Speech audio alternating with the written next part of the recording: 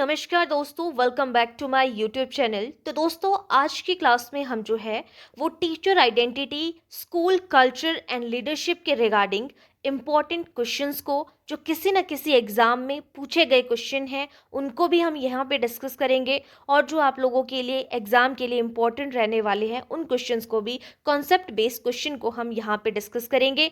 साथ में इन 50 क्वेश्चंस को कंप्लीट करते करते आप लोगों को इतना याद आ जाएगा कि आपने जेबीटी के टाइम पे किन किन चीज़ों के बारे में इस सब्जेक्ट के अंदर पढ़ा था। ठीक है। और जब आप लोग जो है वो एग्जाम में पेपर सॉल्व करोगे, तो अगर इस कॉन्सेप्ट से रिलेटेड आपको वहाँ पे पूछे जाते हैं क्वेश्चन, तो आप इजीली जो है वो वहाँ पे कर पाओगे।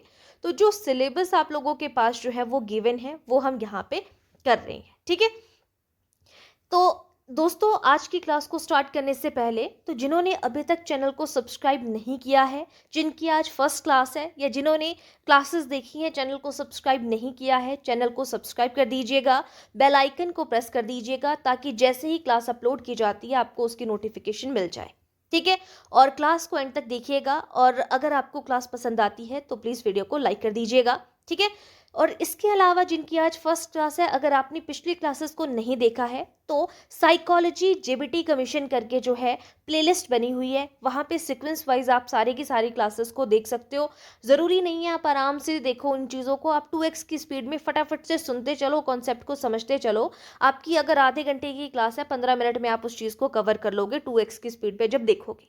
ठीक है। तो चलिए स्टार्ट करते हैं हम आज की क्लास को। तो हमारा सबसे पहला क्वेश्चन यहाँ पे, सबसे पहले क्वेश्चन के अंदर हम बात करेंगे जो teacher identity and vision of education से रिलेटेड हम बात करेंगे कि जो शिक्षक की पहचान है, यानी कि टीचर की आइडेंटिटी है, उसका मुख्य आधार क्या है। Teacher identity mainly depends on. तो जो टीचर की पहचान होती है, यहाँ पे टीचर की आइडेंटिटी के ऊपर हमारा जो है वो सबसे पहले मेन जो क्वेश्चन है यहाँ पे वो बात हो रही है। ठीक है। तो टीचर की पहचान का जो है वो मेनली किस चीज़ के ऊपर निर्भर करती है, या उसका आधार क्या होता है। उसकी सैलरी, क्या टीचर की सैलरी उसकी पहचान होती है, या उसकी जो प्रोफेशनल वैल्यूज़ हैं, एथिक्स हैं, है ना, जो उसके प्रोफेशन के जो मूल्य हैं, एथिक्स हैं वो, या फिर उसकी जो ड्रेस है वो उसका आधार होता है टीचर की पहचान का, या एज। मतलब इनमें से टीचर की पहचान क्या है, ये आपसे यहाँ पे पूछा गया है। तो टीचर की पहचान होती है कि टीचर के अंदर वो वैल्यू करता है कि नहीं, उसके मूल्य कैसे हैं, है ना, उसके जो एथिक्स हैं वो कैसे हैं। तो ऑप्शन बी करेक्ट आंसर होगा, professional values and ethics correct answer हो जाएगा। नेक्स्ट क्वेश्चन की तरफ चलते हैं। नेक्स्ट क्वेश्चन कहता है विजन ऑफ एजुकेशन मीन्स। यहाँ पे बोला जा रहा है कि विजन ऑफ एजुकेशन का मतलब क्या है, शिक्षा की दृष्टि का अर्थ क्या है।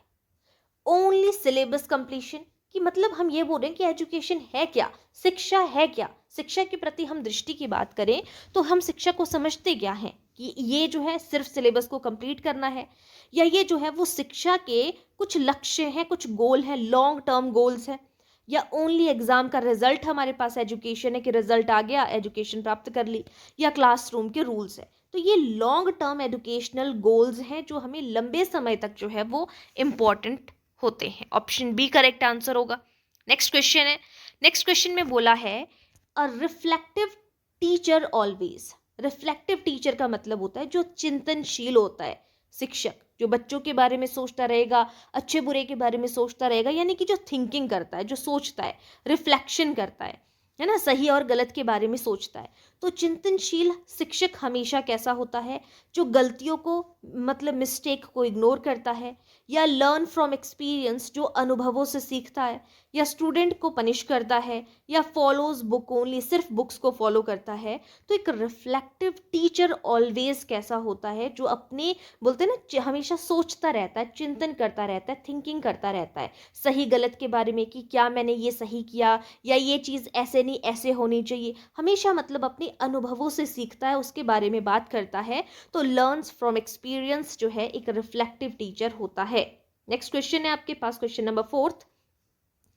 अ professional development of teacher means. हम बोलते हैं कि टीचर की प्रोफेशनल डेवलपमेंट हो गई, एक व्यावसायिक विकास हो गया। तो शिक्षक का व्यावसायिक विकास है, क्या है उसका व्यावसायिक, यानी कि प्रोफेशनल डेवलपमेंट के अंदर कौन सी चीज़ आती है कि उसका जो है वो प्रमोशन हो गया, ये उसकी प्रोफेशनल डेवलपमेंट है, या वो कंटिन्यूटी पे जो है वो लर्न करता रहता है, कुछ ना कुछ सीखता रहता है, या उसकी सैलरी इंक्रीज हो जाती है, या उसकी ट्रांसफ़र हो जाती है, तो ओनली वैसे हम जो है वो 99% जो है वो गलती करते हैं।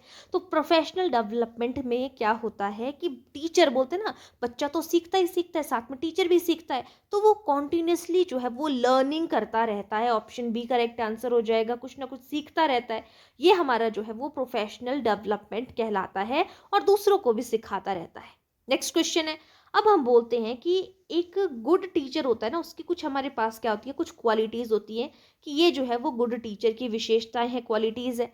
तो हम यहाँ पे बात कर रहे हैं कि गुड टीचर आइडेंटिटी इंक्लूड्स, यानी कि एक अच्छे टीचर की पहचान में शामिल कौन कौन सी चीज़ें होती है। एक अच्छा टीचर क्या होता है, जो अथॉरिटी होती है सिर्फ, या एम्पैथी होता है, जो दूसरों की भावनाओं को समझता है, रिस्पॉन्सिबिलिटीज़ को समझता है, स्ट्रिक्ट पनिशमेंट दे है, या साइलेंस है। तो अच्छे शिक्षक की पहचान क्या है, जो एम्पैथी का गुण रखता है, जो दूसरों की भावनाओं को समझता है, अपनी रिस्पॉन्सिबिलिटी को समझता है, ये अच्छे टीचर के पहचान है, गुड क्वालिटीज़ है।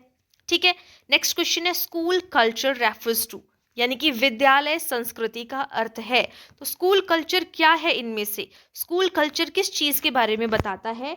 जो स्कूल कल्चर सिर्फ एक डिज़ाइन के बारे में बात कर रहे हैं कि जो बिल्डिंग का डिज़ाइन है ये हमारा स्कूल कल्चर है, या हम वैल्यूज़ यानी कि मूल्यों को या वातावरण को शेयर करते हैं, या फिर आपका प्लेग्राउंड का साइज़ है ये होगा, या आपका यूनिफॉर्म कलर है, यानी कि जो ड्रेस का कलर है उसके बारे में बात हो रही है। मेन क्वेश्चन किस चीज़ को लेके है, स्कूल कल्चर। तो स्कूल कल्चर का मतलब क्या है, यहाँ पे क्वेश्चन ये रहा आपका, स्कूल कल्चर किस चीज़ को रेफर करता है, इसके बारे में बात हो रही है। तो जहाँ पर आपके जो है आप अपने मूल्य, सबके अपने अपने मूल्य होते हैं, आप एनवायरनमेंट है, सभी एक ही एनवायरनमेंट में कर रहे हो ना, तो आप अपने एनवायरनमेंट को शेयर कर रहे होते हो किसी और के साथ। ऑप्शन बी करेक्ट आंसर हो जाएगा। नेक्स्ट है, पॉजिटिव स्कूल कल्चर जो है वो क्या प्रमोट करता है, सकारात्मक विद्यालय संस्कृति ये बढ़ाती है किस चीज़ को।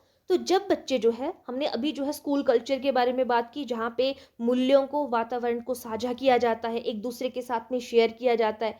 तो पॉजिटिव स्कूल क्लासरूम जो है वो सहभागिता को बढ़ाता है, जिसे हम क्या कहते हैं, कोऑपरेशन को, और जो है वो रिस्पेक्ट को बढ़ाता है। ऑप्शन बी करेक्ट आंसर हो जाएगा। डर को नहीं बढ़ाएगा, सज़ा को नहीं बढ़ाएगा, आपके कंपटीशन को नहीं बढ़ाएगा। ऑप्शन बी करेक्ट आंसर है। अब आपने जो है करिकुलम के बारे में सुना होगा कि ये हिडन करिकुलम है। तो हिडन करिकुलम का मतलब क्या होता है, जिसे हम हिंदी में कह रहे हैं छिपा हुआ पाठ्यक्रम। तो छिपा हुआ पाठ्यक्रम होता है, जैसे आपने देखा होगा, आप लोग स्कूल में पढ़े हैं, तो जो टीचर है वो कैसा काम कराता था हमसे, वो कभी चेयर उठाने के लिए बोल दिया, कभी रजिस्टर लाने को बोल दिया, वो कभी भी करिकुलम में मेंशन नहीं है, लेकिन टीचर फिर भी आपको कुछ वैल्यूज़, कुछ मूल्य सिखाता है ना। तो ये क्या है, वैल्यूज़ लर्न इनफॉर्मली, जो फॉर्मली होता है, जो लिखित होता है, कहीं ना कहीं पे रूल्स के अकॉर्डिंग चीज़ें हो रही हैं। जो बिना रूल के इनफॉर्मल, अनौपचारिक तौर पर होता है, वो होती है आपके हिडन पाठ्यक्रम के अंदर। ऑप्शन बी करेक्ट आंसर हो जाएगा। नेक्स्ट क्वेश्चन है हमारे पास, अब आ जाता है इंक्लूसिव एजुकेशन के बारे में, आपने पढ़ा होगा। इंक्लूसिव एजुकेशन का मतलब है समावेशी शिक्षा। समावेशी शिक्षा का मतलब है चाहे जैसे मर्जी बच्चे हैं, उनको एक बराबर जगह पर बैठा कर जो है एक साथ शिक्षा देना। तो इंक्लूसिव स्कूल कल्चर का मतलब क्या है, समावेशी विद्यालय संस्कृति का अर्थ क्या है, जहाँ पे ओनली को तो हम मना करते चल रहे हैं, जहाँ पे एजुकेशन होती है सभी बच्चों के लिए, सभी लर्नर्स के लिए, यानी कि शिक्षार्थी के लिए, सीखने वाले के लिए इम्पॉर्टेंट है। देखो, आप लोगों को सारे कॉन्सेप्ट इकट्ठे यहाँ पे समझ में आ रहे होंगे, जो जो पॉइंट्स हैं। क्वेश्चन एक है, समझ आपको जब मैं चीज़ों को बता रही होती हूँ तो और भी चीज़ें पता चलती रहती है साथ में। तो सुनना, सिर्फ क्वेश्चन का आंसर इंपॉर्टेंट नहीं है, जो मैं बोल रही होती हूँ वो इंपॉर्टेंट होता है। नेक्स्ट क्वेश्चन है, स्कूल रूल्स शुड बी, एक विद्यालय के नियम कैसे होने चाहिए, जो कठोर हो, रिजिड यानी कि कठोर हो, फेयर हो और स्टूडेंट फ्रेंडली हो, बच्चों के अकॉर्डिंग हो, सीक्रेट हो, टीचर हो, जिसमें स्कूल रूल्स होने चाहिए जो कि जिसमें कोई डर नहीं हो, जो फियर से दूर हो, या फेयर होने चाहिए, जिसमें कोई भी भेदभाव ना हो, है ना, कि किसी के लिए कुछ है किसी के लिए कुछ है। स्टूडेंट फ्रेंडली होने चाहिए स्कूल के आपके रूल्स, बिल्कुल भी नहीं बोलेंगे कि जैसा बच्चा बोल रहा है वैसे ही कर दो, लेकिन स्टूडेंट फ्रेंडली होने चाहिए, फिर भी स्टूडेंट का ध्यान रखा जाना चाहिए उन नियम को बनाते समय। अब हमारे पास जो है वो नेक्स्ट कॉन्सेप्ट आ जाता है यहाँ पे, लीडरशिप इन स्कूल।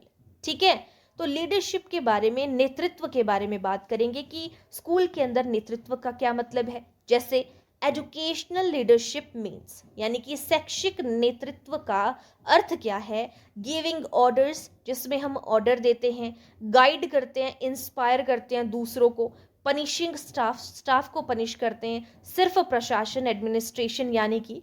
तो एजुकेशनल लीडरशिप का मतलब क्या है, जहाँ पे हम क्या करते हैं, शिक्षा के प्रति हम किसी को गाइड करते हैं, यानी कि guiding and inspiring other, correct answer हो जाएगा। नेक्स्ट है question number 12, a good school teacher is, यानी कि अच्छा विद्यालय नेता कैसा होता है। तो एक गुड नेता के बारे में बात करें तो वो होना चाहिए, अथॉरिटेरियन का मतलब होता है जो बहुत ही अनुशासन का पालन करे लेकिन प्यार प्रेम से दूर रखे। तो ये डेमोक्रेटिक होना चाहिए। डेमोक्रेटिक को क्या कहेंगे हम, लोकतांत्रिक कहेंगे, जहाँ पे हम उनको फ्रीली जो है वो करने के लिए रखते हैं। नेक्स्ट क्वेश्चन है, टीचर लीडरशिप इंक्लूड्स, यानी कि शिक्षक नेतृत्व में शामिल है। टीचर लीडरशिप में क्या इंक्लूड होना चाहिए, तो टीचर हमेशा जो है वो इनिशिएट करने वाला होना चाहिए, शुरुआत करने वाला होना चाहिए, कोलैबोरेशन करने वाला होना चाहिए, यानी कि समूह में पढ़ाने वाला, पढ़ने वाला होना चाहिए। ऑप्शन बी करेक्ट आंसर है। नेक्स्ट क्वेश्चन है, डिसीजन मेकिंग शुड बी, यानी कि निर्णय प्रक्रिया होनी चाहिए। तो डिसीजन मेकिंग कैसी होनी चाहिए, जब भी हम कोई भी डिसीजन लेते हैं तो वो क्या होना चाहिए, प्रिंसिपल होना चाहिए ओनली, पार्टिसिपेटरी होना चाहिए, सीक्रेट होना चाहिए, रैंडम होना चाहिए। तो आप पार्टिसिपेटरी होना चाहिए, ओनली वाले को हम गलत करते चलेंगे। ऑप्शन बी करेक्ट आंसर हो जाएगा, पार्टिसिपेटरी यहाँ पे करेक्ट हो जाएगा। नेक्स्ट क्वेश्चन है, transformational leadership focuses on. Transformational leadership का मतलब क्या हुआ, रूपांतरणकारी नेतृत्व के बारे में बात हो रही है कि ट्रांसफॉर्मेशनल लीडरशिप फोकस करती है सिर्फ डिसिप्लिन के ऊपर, या मोटिवेशन और चेंज के ऊपर, सैलरी के ऊपर, होमवर्क के ऊपर। तो रूपांतरणकारी नेतृत्व का मतलब है जहाँ पे आप जो है वो मोटिवेटेड भी हो, अभी प्रेरणा भी हो और बदलाव भी हो। Option B correct. ट्रांसफॉर्मेशन का मतलब ही क्या है, चेंज, है ना। अब हम आ जाते हैं रिसर्च स्किल के ऊपर, यानी कि अनुसंधान के जो कौशल है इनके बारे में बात करेंगे। तो एजुकेशनल रिसर्च किस चीज़ में हेल्प करती है, तो ये जो है शैक्षिक अनुसंधान मदद करता है गैस वर्क के लिए या फिर इम्प्रूविंग टीचिंग मेथड्स के लिए। तो स्किल्स हैं तो कुछ ना कुछ इम्प्रूव करने के लिए, रिसर्च है खोजने के लिए, यानी कि इम्प्रूविंग टीचिंग मेथड्स, जो हमारे टीचिंग मेथड्स है इनको इम्प्रूव करने के लिए जो है वो एजुकेशनल रिसर्च जो है वो हेल्प करती है। नेक्स्ट क्वेश्चन है, अब आपने जो है ये सुना होगा एक्शन रिसर्च के बारे में। तो ये जो एक्शन रिसर्च है ये करता है कि कौन करता है एक्शन रिसर्च, साइंटिस्ट करते हैं सिर्फ, टीचर करता है क्लासरूम में, स्टूडेंट करता है सिर्फ, या क्लर्क करता है। तो एक्शन रिसर्च का मतलब है जहाँ पे कोई भी चीज़ है वो कोई ना कोई खोज हो रही है, कहीं पर भी हो सकती है, तो ये टीचर करता है आपके क्लासरूम में। ऑप्शन बी करेक्ट आंसर हो जाएगा। नेक्स्ट है फर्स्ट स्टेप ऑफ रिसर्च, यानी कि जब भी आप रिसर्च करते हो तो उसका जो है वो फर्स्ट स्टेप क्या होता है, पहला चरण क्या होगा आपके पास खोज का। कंक्लूजन तो लास्ट होगा, आइडेंटिफाइंग प्रॉब्लम, राइटिंग रिपोर्ट या printing. Option B correct answer होगा। सबसे पहले तो हम प्रॉब्लम्स को आइडेंटिफाई करेंगे, पहचान की जाती है, फिर उसके ऊपर काम किया जाता है। नेक्स्ट क्वेश्चन है डाटा कलेक्शन टूल एग्जाम्पल, हम डेटा का संग्रह करते हैं तो ये जो उपकरण है वो क्या होता है, ऑब्जर्वेशन होता है, चौक होता है, बेल होता है, डेस्क होता है। तो डाटा कलेक्ट करने का टूल क्या है हमारे पास, करेक्ट आंसर हो जाएगा कि इसमें हम ऑब्जर्व करते हैं। डाटा कलेक्शन टूल ऑब्जर्वेशन होगा, हम जो है वो अवलोकन के माध्यम से डाटा को संग्रह करते हैं। नेक्स्ट है रिसर्च रिपोर्ट मस्ट बी, तो रिसर्च रिपोर्ट कैसी होनी चाहिए, ऑब्जेक्टिव होनी चाहिए, जिसका सभी का सेम आंसर आए, ना कि अलग अलग हो हर एक चीज, हर एक व्यक्ति का। नेक्स्ट है स्कूल ऑर्गेनाइजेशन एंड मैनेजमेंट से रिलेटेड हम बात करेंगे। स्कूल मैनेजमेंट में क्या चीज़ें जो है वो इंक्लूडेड हैं, विद्यालय प्रबंधन में शामिल है आपकी planning resources, only teaching, only exam या गेम्स। तो प्लानिंग रिसोर्सेज, जो भी हमारे योजना के संसाधन हैं, वो आपके स्कूल मैनेजमेंट के अंदर प्लानिंग रिसोर्सेज आपके शामिल है। ऑप्शन ए करेक्ट आंसर होगा। नेक्स्ट है टाइम टेबल, यानी कि समय सारणी मदद करती है तो किस चीज़ में? तो समय सारणी आपको चीज़ों को ऑर्गेनाइज करने में हेल्प करती है कि कौन सी चीज़ कब करनी है, कहाँ करनी है। तो discipline and organisation correct answer होगा। Next question, record keeping is important for, हम जो है वो रिकॉर्ड्स को रखते हैं संभाल के, अभिलेख रखना ज़रूरी है किस चीज़ के लिए? ताकि आप डॉक्यूमेंट बना सके, डॉक्यूमेंटेशन के लिए रिकॉर्ड्स को रखना इम्पॉर्टेंट है। नेक्स्ट है parent teacher meeting helps in, जो पेरेंट्स टीचर मीटिंग होती है ना, वो क्यों होती है? ताकि वहाँ पर जो पेरेंट्स हैं और जो साथ में आपके टीचर हैं, उन दोनों आपस में बात करें, ताकि वो बता सके कि आपके बच्चे की यहाँ पे प्रॉब्लम आ रही है, यहाँ पे। तो स्टूडेंट प्रोग्रेस डिस्कशन होती है, वहाँ पे स्टूडेंट के बारे में डिस्कशन होता है। नेक्स्ट है school committee example, school committee कौन सी है आपके पास? एसएमसी, जिसे स्कूल मैनेजमेंट कमेटी के नाम से जाना जाता है। इसमें जो है जो बच्चों के पेरेंट्स होते हैं उनमें से ही एक को प्रधान बनाया जाता है। नेक्स्ट है चेंज फैसिलिटेशन इन एजुकेशन, ठीक है, यहाँ पे चेंजेस के बारे में बात करेंगे। एजुकेशनल चेंज का मतलब क्या है? जब हम जो नई नई चीज़ें हो रही हैं उनको अवॉइड कर रहे हैं, इनोवेशंस को, हम सिस्टम को इम्प्रूव कर रहे हैं, टीचिंग को स्टॉप कर रहे हैं, ओनली सिलेबस को चेंज कर रहे हैं, तो शैक्षिक परिवर्तन का मतलब है कि जब हम इम्प्रूव करते हैं सिस्टम को। ऑप्शन बी करेक्ट आंसर हो जाएगा। नेक्स्ट है टीचर रोल इन चेंज, परिवर्तन में शिक्षक की भूमिका क्या है, टीचर का रोल क्या है? तो टीचर चेंज को रोकेगा, चेंज जो है एक एजेंट है, साइलेंट है, ऑब्जर्वर है। तो ऑप्शन बी करेक्ट आंसर हो जाएगा। यहाँ पे चेंज का एजेंट होना चाहिए शिक्षक की भूमिका, एक तो वो हमेशा फैसिलिटी प्रोवाइड करने वाला होना चाहिए और एक एजेंट होना चाहिए जो चेंज को करे। इनोवेशन का मतलब क्या है? Innovation in teaching includes, innovation का मतलब है जहाँ पर वो खुद से चीज़ों को अलग तरीके से क्रिएट करे, यानी कि इस अकॉर्डिंग जो है activity based learning correct answer हो जाएगा, जिसमें वो करके सीखेगा, इनोवेट करेगा। नेक्स्ट है ICT integration helps in, ICT integration का मतलब है कि जहाँ पे ICT information communication and technology integration help करती है किस चीज़ के लिए? आईसीटी किसके लिए हेल्प करती है? आप सिंपली बोल सकते हो तो आप जो है वो बेटर लर्निंग एंगेजमेंट के लिए, अच्छे से आप सीख सको, लर्न कर सको, उसकी एंगेजमेंट के लिए इंपॉर्टेंट है। नेक्स्ट है बैरियर्स टू चेंज, चेंज के लिए कौन से बैरियर्स होंगे? आपका पॉजिटिव एटीट्यूड, आपका फियर ऑफ न्यू मेथड्स के प्रति डर, आपका ट्रेनिंग सपोर्ट। तो बैरियर पूछा है, यानी कि अवरोधक कौन सा है, बैरियर कौन सा है, वो बात हो रही है। तो आपका जो नए मेथड्स के लिए जो डर है वो करेक्ट आंसर हो जाएगा, ये अवरोधक है, बाकी पॉजिटिव चीज़ें हैं। नेक्स्ट है teacher is life long learner, teacher जो है वो पूरी लाइफ जो है वो लर्न करने वाला होता है। तो ये सही बात है, बिल्कुल सही बात है, ऑप्शन ए करेक्ट आंसर होगा। नेक्स्ट है स्कूल कल्चर जो है, स्कूल की जो संस्कृति है, वातावरण है, वो अफेक्ट करता है स्टूडेंट की अचीवमेंट को। तो ये भी बिल्कुल सही है, अगर स्कूल का जो एनवायरनमेंट है वो सही होगा तो बच्चा अच्छे से सीख पाएगा। फैमिली का भी ऐसे ही हम बोल सकते हैं, यानी कि एनवायरनमेंट का अच्छा होना ज़रूरी होता है। नेक्स्ट क्वेश्चन है leadership only belongs to principal, तो सिर्फ सिद्धांतों पर जो है आपकी लीडरशिप डिपेंड करती है, तो ये गलत है। ऐसा नहीं है कि सिद्धांतों के ऊपर ही डिपेंड करेगी। ठीक है, आगे बात करेंगे नेक्स्ट क्वेश्चन के ऊपर। स्कूल विजन जो है वो कैसा होना चाहिए? तो स्कूल विजन, हम बोलते हैं ना विद्यालय के प्रति हमारा विजन कैसा होना चाहिए, तो वो हमेशा क्लियर होना चाहिए। यहाँ पे ऑप्शन ए करेक्ट आंसर हो जाएगा। नेक्स्ट है, ये इंपॉर्टेंट क्वेश्चन है आपके पास, कोलैबोरेटिव टीचिंग मीन्स, आपने बार बार जो है वो कोलैबोरेटिव के बारे में भी पढ़ा होगा सिलेबस में। तो कोलैबोरेटिव का मतलब होता है जहाँ पर सभी जो है वो मिलकर करते हैं, यानी कि वर्किंग टुगेदर, करेक्ट आंसर हो जाएगा।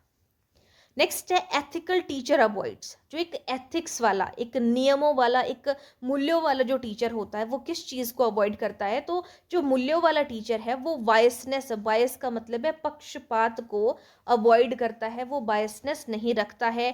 टीचिंग, हेल्पिंग, प्लानिंग सभी चीज़ों को रखेगा लेकिन बायसनेस नहीं रखेगा।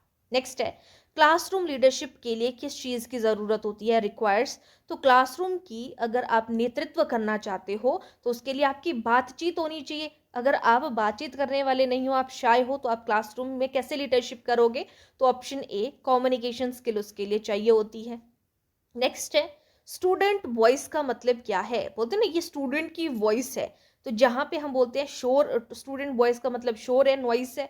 पार्टिसिपेशन इन लर्निंग, यानी कि वो लर्निंग में पार्टिसिपेट करता है। स्टूडेंट वॉइस का मतलब है सिंगिंग ओनली, टॉकिंग लाउडली।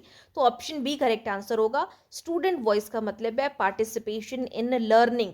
एक स्टूडेंट वॉइस या एक लीडर होना चाहिए जो लर्निंग में पार्टिसिपेट करे। नेक्स्ट है, professional ethics includes. Professional ethics का मतलब क्या होता है। बोलते ना ये तुम्हें प्रोफेशनली रहना चाहिए। अगर तुम कोई काम कर रहे हो, प्रोफेशनली रखो। तो प्रोफेशनल एथिक्स का मतलब क्या है, जहाँ पर आप किसी को असेस कर रहे हो, आप किसी का आकलन कर रहे हो, कोई भेदभाव नहीं है, कोई नेग्लिजेंस नहीं है, कोई गुस्सा नहीं है, कोई ये नहीं देख रहे हो कि ये मेरा फेवरेट है या वो मेरा फेवरेट है। आप फेयर असेसमेंट कर रहे हो। ऑप्शन ए करेक्ट आंसर हो जाएगा। नेक्स्ट है, मॉनिटरिंग मीन्स। मॉनिटरिंग का मतलब क्या होता है, जैसे हम बोलते हैं ना डॉक्टर उसको मॉनिटर कर रहा है, या एक क्लास का मॉनिटर होता है ना, ये मॉनिटर है तुम्हारा। क्यों बोला जाता है, क्योंकि वो पूरी क्लास की चेकिंग करता है कि कौन कब कौन सी एक्टिविटी कर रहा है, कौन कब शोर कर रहा है।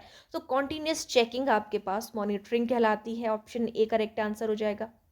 नेक्स्ट है, school improvement plan prepared by. जो स्कूल की इम्प्रूवमेंट का प्लान है वो कौन करेगा, जो पूरी स्कूल की टीम होगी ना, वो स्कूल की इम्प्रूवमेंट के ऊपर, आपके टीचर हैं, आपके हेड हैं, पूरा स्टाफ है, वो बात करेगा या वो उस चीज़ को हैंडल करेगा।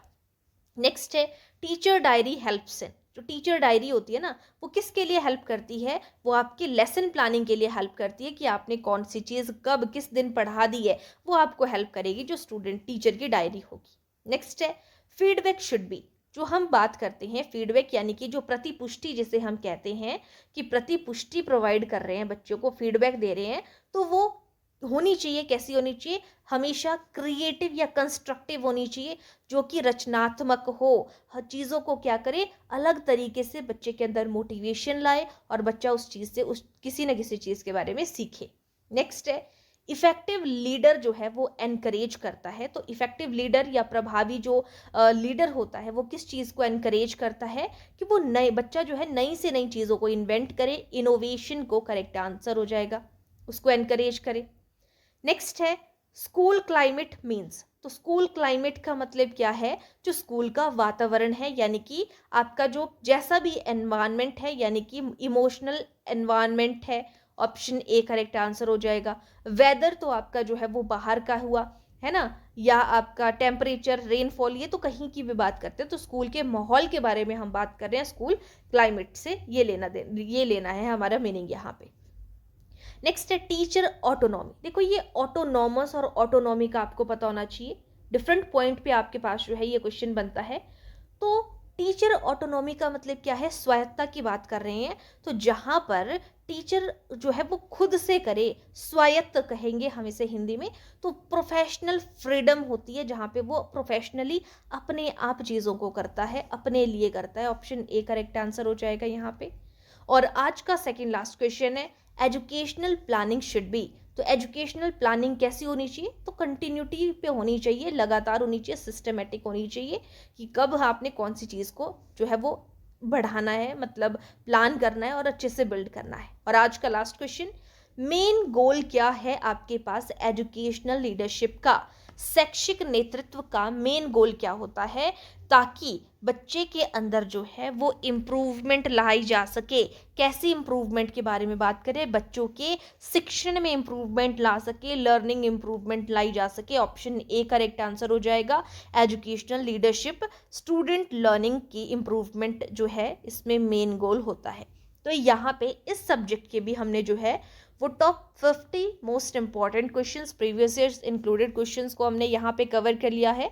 तो दोस्तों, अगर आप लोगों की किसी की फर्स्ट क्लास है, जिन्होंने पिछली क्लासेस को नहीं देखा है, साइकोलॉजी के अंदर जितना सिलेबस आप लोगों का गिवन है, तो आप यहाँ पे पिछली क्लासेस को देख सकते हो। अंडरस्टैंडिंग आप लोगों की इतनी बन गई है कि आप खुद से चीज़ों को कर पाओ। वहाँ पे मेरा मेन फोकस जो है आप लोगों की अंडरस्टैंडिंग इतना बिल्ड करना है कि आप पेपर में जैसे मर्जी क्वेश्चन आए आप वहाँ पे कर पाओ। आपको डायरेक्ट क्वेश्चन ना भी मिले, बट आप खुद से चीज़ों को वहाँ पे कर पाओ। ठीक है, तो ये थे हमारे पास यहाँ पे इस सब्जेक्ट के क्वेश्चन। इसी तरीके से आपके 1 से 2 सब्जेक्ट और बचे हुए हैं, उनको भी हम डिस्कस करेंगे और आपका साइकोलॉजी कंप्लीट हो जाएगा। ठीक है, तो आज के लिए इतना ही। थैंक यू, बाकी मिलते हैं नेक्स्ट क्लास में।